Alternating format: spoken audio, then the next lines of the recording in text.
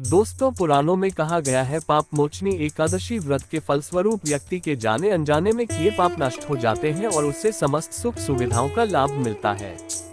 मृत्यु के बाद वह जन्म मरण के बंधन से भी मुक्त हो जाता है। एक बार की बात है, पृथ्वीपति राजा माधाता ने धर्म के गुह्यतम रहस्यों के ज्ञाता महर्षि लोमश से पूछा, हे ऋषिश्रेष्ठ, मनुष्य के पापों का मोचन किस प्रकार संभव है? कृपा कर कोई ऐसा सरल उपाय बताएं जिससे सभी को सहज ही पापों से छुटकारा मिल जाए। महर्षि लोमश ने कहा, हे नृपति, चैत्र मास के कृष्ण पक्ष की एकादशी का नाम पापमोचिनी एकादशी है। उसके व्रत के प्रभाव से मनुष्यों के अनेक पाप नष्ट हो जाते हैं। मैं तुम्हें इस व्रत की कथा सुनाता हूँ, ध्यानपूर्वक श्रवण करो। प्राचीन समय में चैत्रर्थ नामक एक वन था। उसमें अप्सराएं किन्नरों के साथ विहार किया करती थी। वहाँ सदैव वसंत का मौसम रहता था, अर्थात उस जगह सदा नाना प्रकार के पुष्प खिले रहते थे। कभी गंधर्व कन्याएं विहार किया करती थी, कभी देवेंद्र अन्य देवताओं के साथ क्रीड़ा किया करते थे। उसी वन में मेधावी नाम के एक ऋषि भी तपस्या में लीन रहते थे। वे शिव भक्त थे। एक दिन मंजूगोषा नामक एक अप्सरा ने उनको मोहित कर उनकी निकटता का लाभ उठाने की चेष्टा की, इसलिए वह कुछ दूरी पर बैठ वीणा बजाकर मधुर स्वर में गाने लगी। उसी समय शिव भक्त महर्षि मेधावी को कामदेव भी जीतने का प्रयास करने लगे। कामदेव ने उस सुंदर अप्सरा के भ्रू का धनुष बनाया, कटाक्ष को उसकी प्रत्यंचा बनाए और उसके नेत्रों को मंजूघोषा अप्सरा का सेनापति बनाया। इस तरह कामदेव अपने शत्रु भक्त को जीतने को तैयार हुआ। उस समय महर्षि मेधावी भी युवावस्था में थे और काफी हृष्ट पुष्ट थे। उन्होंने यज्ञोपवीत तथा दंड धारण कर रखा था। वे दूसरे कामदेव के समान प्रतीत हो रहे थे। उस मुनि को देखकर कामदेव के वश में हुई मंजूघोषा ने धीरे धीरे मधुर वाणी से वीणा पर गायन शुरू किया तो महर्षि मेधावी भी मंजूघोषा के मधुर गाने पर तथा उसके सौंदर्य पर मोहित हो गए।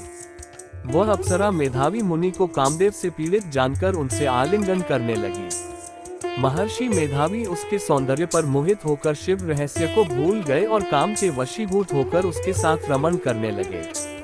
काम के वशीभूत होने के कारण मुनि को उस समय दिन रात का कुछ भी ज्ञान न रहा और काफी समय तक वे रमण करते रहे। तदुपरांत मंजूघोषा उस मुनि से बोली, हे ऋषिव, अब मुझे बहुत समय हो गया है, अतः स्वर्ग जाने की आज्ञा दीजिए। अप्सरा की बात सुनकर ऋषि ने कहा, हे मोहिनी, संध्या को तो आई हो, प्रातः काल होने पर चली जाना। ऋषि के ऐसे वचनों को सुनकर अप्सरा उनके साथ रमण करने लगी। इसी प्रकार दोनों ने साथ साथ बहुत समय बिताया। मंजूघोषा ने एक दिन ऋषि से कहा, हे विप्र, अब आप मुझे स्वर्ग जाने की आज्ञा दीजिए। मुनि ने इस बार भी वही कहा, हे रूपसी, अभी ज्यादा समय व्यतीत नहीं हुआ है, कुछ समय और ठहरो। मुनि की बात सुन अप्सरा ने कहा, हे ऋषिव, आपकी रात तो बहुत लंबी है। आप स्वयं ही सोचिए कि मुझे आपके पास आए कितना समय हो गया। अब और ज्यादा समय तक ठहरना क्या उचित है? अप्सरा की बात सुन मुनि को समय का बोध हुआ और वह गंभीरता पूर्वक विचार करने लगे। जब उन्हें समय का ज्ञान हुआ कि उन्हें रमण करते 57 वर्ष व्यतीत हो चुके हैं तो उस अप्सरा को वह काल का रूप समझने लगे। इतना ज्यादा समय भोग विलास में व्यर्थ चला जाने पर उन्हें बड़ा क्रोध आया। अब वह भयंकर क्रोध में जलते हुए उस तप नाश करने वाली अप्सरा की तरफ भरीकुटी तानकर देखने लगे।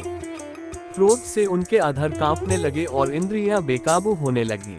क्रोध से थरथराते स्वर में मुनि ने उस अप्सरा से कहा, मेरे तप को नष्ट करने वाली दुष्टा, तू महापापिन और बहुत ही दुराचारिणी है, तुझ पर धिक्कार है।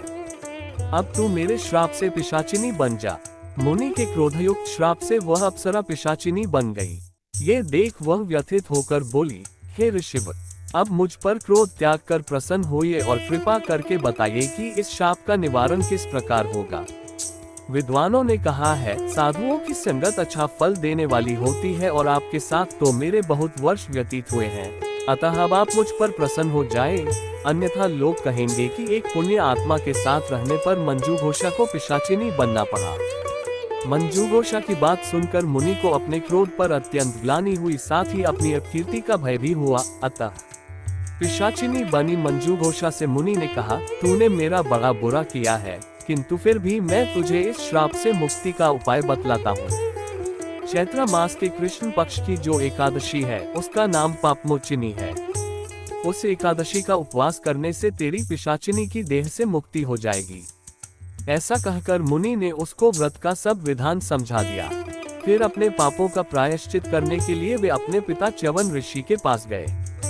च्यवन ऋषि ने अपने पुत्र मेधावी को देखकर कहा, हे पुत्र, ऐसा क्या किया है तूने कि तेरे सभी तप नष्ट हो गए हैं, जिससे तुम्हारा समस्त तेज मलिन हो गया है। मेधावी मुनि ने लज्जा से अपना सिर झुकाकर कहा, पिताश्री, मैंने एक अप्सरा से रमण करके बहुत बड़ा पाप किया है। इसी पाप के कारण संभवतः मेरा सारा तेज और मेरे तप नष्ट हो गए हैं। कृपा करके आप इस पाप से छूटने का उपाय बतलाइए। ऋषि ने कहा, हे पुत्र, तुम चैत्र माह के कृष्ण पक्ष की पापमोचिनी एकादशी का विधि तथा भक्ति पूर्वक उपवास करो, इससे तुम्हारे सभी पाप नष्ट हो जाएंगे। अपने पिता च्यवन ऋषि के वचनों को सुनकर मेधावी मुनि ने पापमोचिनी एकादशी का विधि पूर्वक व्रत किया। उसके प्रभाव से उनके सभी पाप नष्ट हो गए। मंजूघोषा अप्सरा भी पापमोचिनी एकादशी का उपवास करने से पिशाचिनी की देह से छूट गई और पुनः अपना सुंदर रूप धारण कर स्वर्गलोक चली गई। लोमश मुनि ने कहा, हे राजन, इस पापमोचिनी एकादशी के प्रभाव से समस्त पाप नष्ट हो जाते हैं।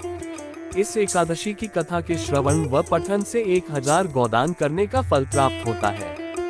इस उपवास के करने से ब्रह्म हत्या करने वाले, स्वर्ण चुराने वाले, मद्यपान करने वाले, अगम्यागमन करने वाले आदि भयंकर पाप भी नष्ट हो जाते हैं और अंत में स्वर्गलोक की प्राप्ति होती है।